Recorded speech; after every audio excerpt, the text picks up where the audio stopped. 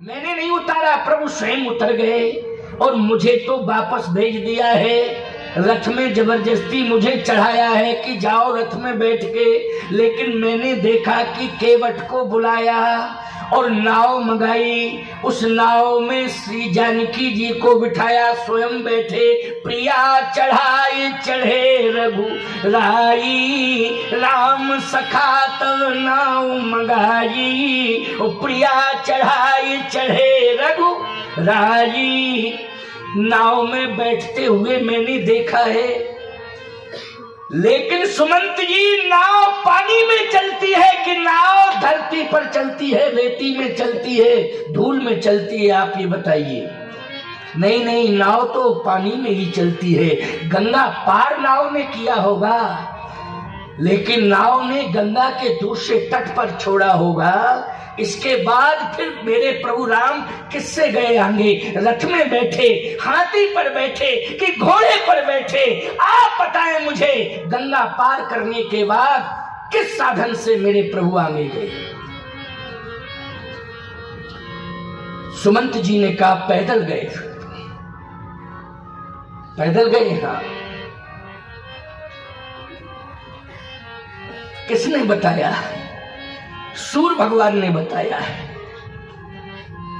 प्रधानमंत्री सुमंत की सूर्यदेव से डायरेक्ट बात होती थी, समझ गए हो कि नहीं?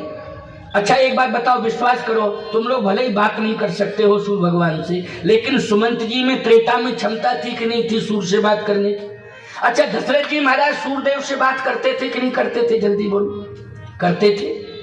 त्रेता में सूर्य भगवान से बात करने की क्षमता थी। हनुमान जी भानु सो पढ़ने गए, बोलो सूर्य के पास पढ़ने गए कि नहीं हनुमान जी? तो सूर्य तक पहुंचने की भी क्षमता थी और सूर्य से बात करने की भी क्षमता थी। तो सूर्य भगवान से त्रेता में बात भी हुआ करती थी और सूर्य भगवान के पास पहुंचा भी जाता था।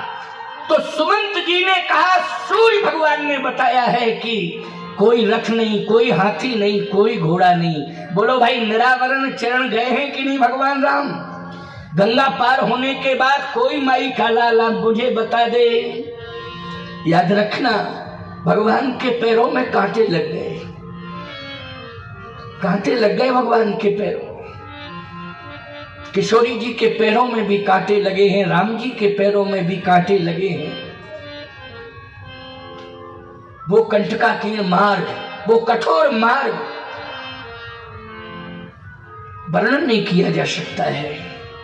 सुमंत जी ने कहा सूर्य भगवान ने बताया है। अच्छा, सूर्य की किरण सर्वत्र है कि नहीं? सब जगह है। सूर्य भगवान से रिपोर्ट कोई मांगे तो बोलो सही रिपोर्ट देंगे कि नहीं देंगे? जल्दी बोलो। है, सूर्य भगवान की रिपोर्ट गलत नहीं हो सकती। सूर्य का सर्वत्र प्रवेश है, सूर्य भगवान ने बताया है। भरत जी ने कहा जब मेरे प्रभु निरावरण चरण चल रहे हैं, न हाथी न घोड़े न रथ किसी पर नहीं बैठे हैं, तो ये भरत भी किसी साधन पर नहीं बैठेगा, न साधन को स्वीकार करेगा।